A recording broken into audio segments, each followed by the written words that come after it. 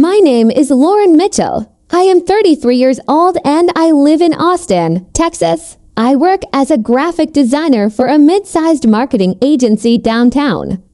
I have been married to my husband Jason for 4 years. We dated for 3 years before that, so altogether I gave that man 7 years of my life. Jason is a 35-year-old financial advisor. Smart, focused, driven, and completely consumed by his career. When we were dating, I admired that about him. He knew exactly where he was going and he worked hard to get there. I thought that kind of focus and determination was attractive. What I did not realize until much later was that his focus had very little room for anything else, including me. We got married on a Saturday in October. Small intimate ceremony at a vineyard just outside Austin. Fairy lights strung between the trees. Warm fall air. Our families and closest friends sitting in white chairs on the grass. It was genuinely one of the most beautiful days of my life. I thought that day was the beginning of everything. I had no idea it was also the beginning of 3 years of disappointment. Our first anniversary came around and I was excited. I had been thinking about it for weeks. I made a reservation at the restaurant where Jason proposed to me. I bought a new dress. I got my hair done. I wrote him a card and left it on the kitchen counter that morning before I went to work. Jason came home that evening at 7:30 talking about a client meeting that had run long. He walked past the card on the counter without picking it up. He loosened his tie, opened the refrigerator, and asked what we had for dinner.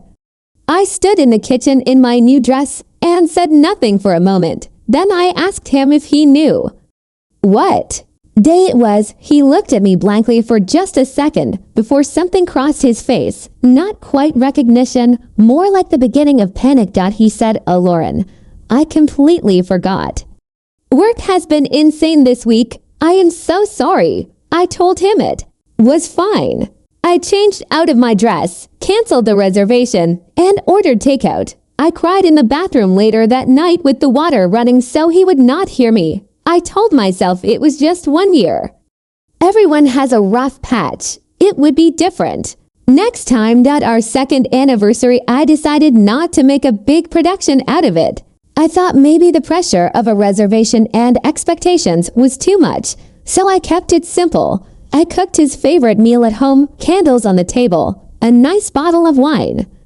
Nothing extravagant, just warm and quiet. And Jason called at -1 in the evening and said he was going to be late. A work dinner with an important client had come up last minute. He said he was really sorry and that we would celebrate that weekend instead. I blew out the candles, put the food away, poured myself a glass of wine and sat alone at that table in the quiet. We never did celebrate that weekend. Something else came up, then something else after that.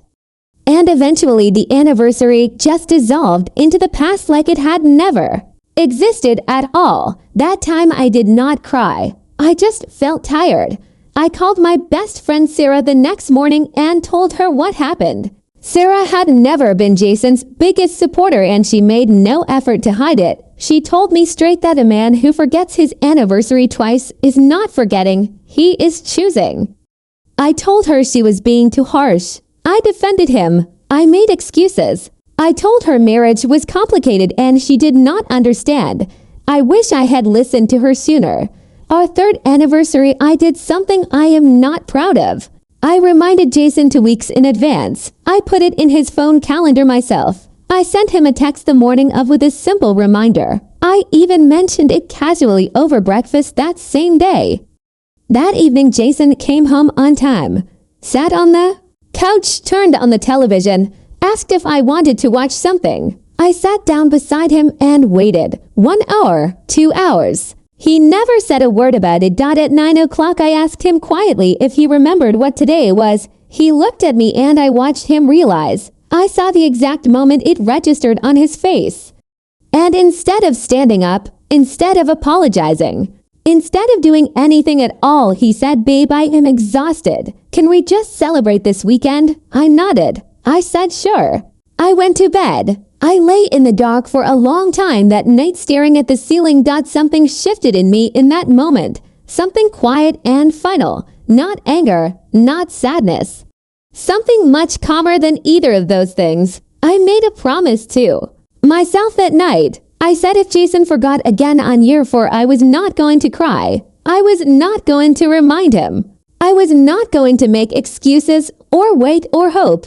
I was going to do something for myself instead, something that had nothing to do with him at all. The weeks leading up to our 4th anniversary, I said nothing. I did not remind Jason.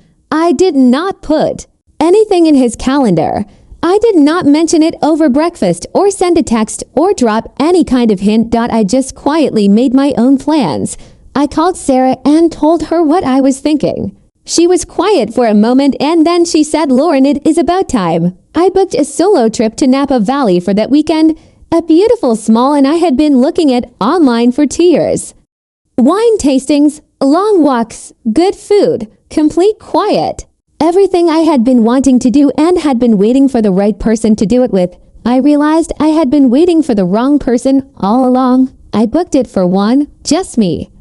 Then I packed my bag on the Thursday night before our anniversary. While Jason sat in the living room answering work emails on his laptop, he looked up and asked where I was going.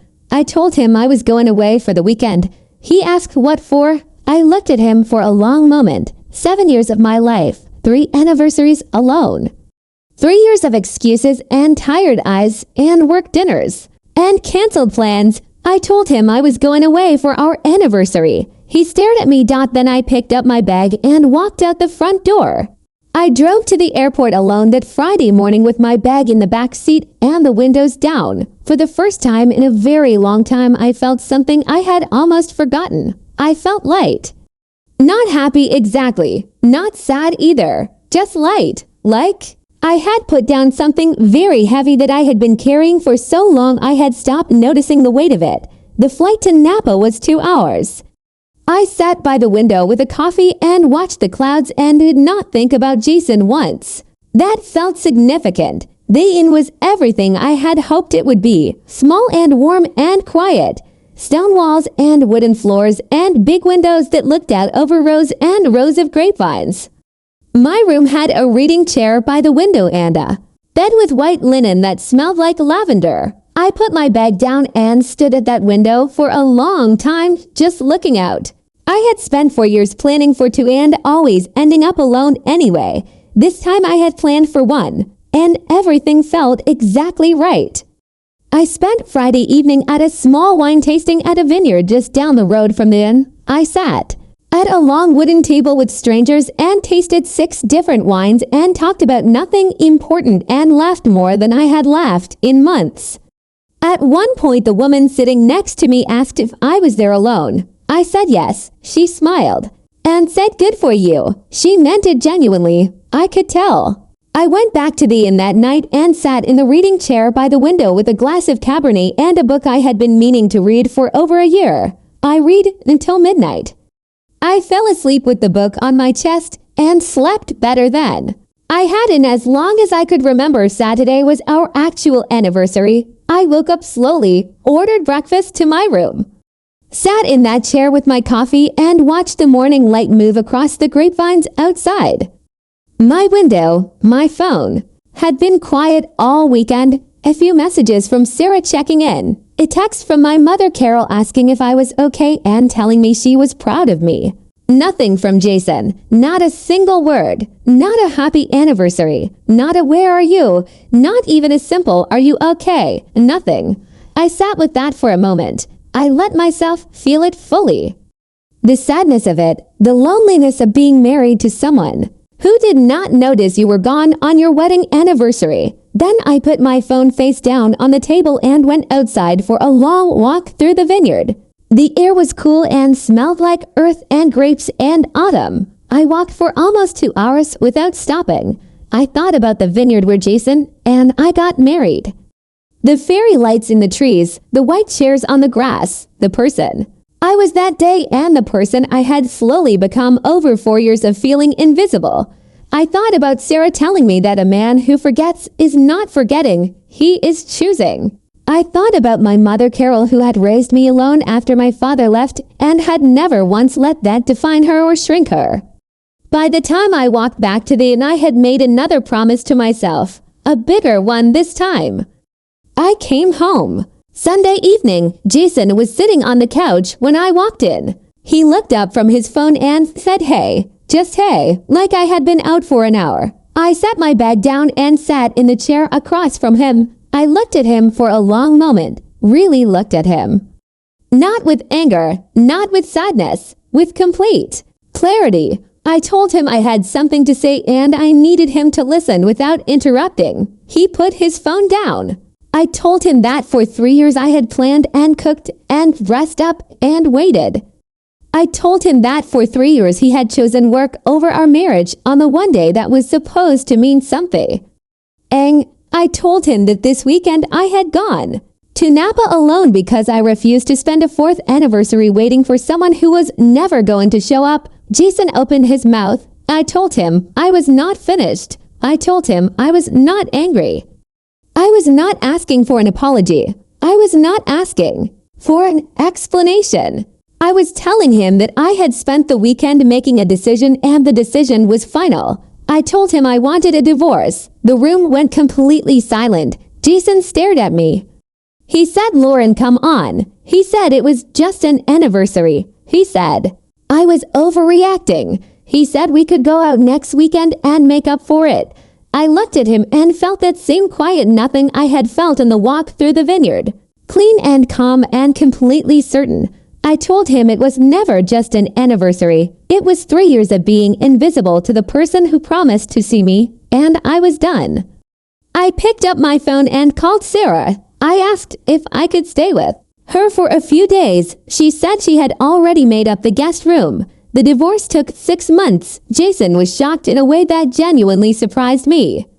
He could not understand how I had made such a calm and final decision. He kept saying he did not realize how serious things were. I wanted to tell him that was exactly the problem. He had not realized, not once in 4 years, not even on the weekend I left. My mother Carol sat with me through the hardest parts. Sarah drove me to every appointment with my attorney.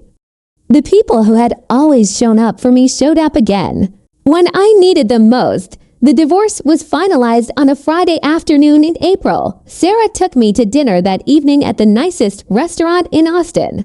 We ordered the best thing on the menu and toasted with a wine that was almost as good as the Cabernet I had in Napa. She looked at me across the table and said, "You look like yourself again." I thought about that for a moment. Then I said, "I think I finally am. 6 months after the divorce, I'm building a life that feels completely like mine. I got a promotion at my agency. I redecorated the apartment I moved into with colors I love and furniture I chose without asking anyone's opinion. I take myself on solo trips now, 2 more since Napa.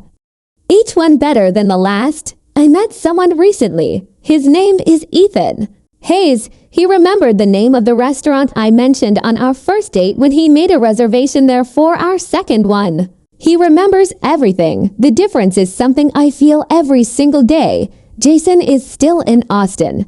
I heard through mutual friends that he is dating someone new. I genuinely hope he remembers her anniversaries. Some people told me I gave up too easily, that I should have fought harder, that it was just a forgotten date and marriages survive worse things. But here is what I know now that I did not know 4 years ago. It was never about the anniversary. It was about whether the person you chose every single day was choosing you back. Jason never chose me. Not really. Not when it counted. And the moment I chose myself. On that solo trip to Napa with a glass of wine and a book and the grapevines outside my window, everything changed. The most important anniversary I have now is the one I celebrate alone every October.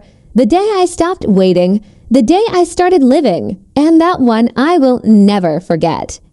If this story gave you the courage to choose yourself today, please give this video a thumbs up and subscribe to Her Words for more real stories about love, loss, and the strength it takes to start over. Leave a comment below and tell me your story. Have you ever chosen yourself when no one else did? I want to hear it. Thank you so much for watching. This is Her Words, and your story matters here.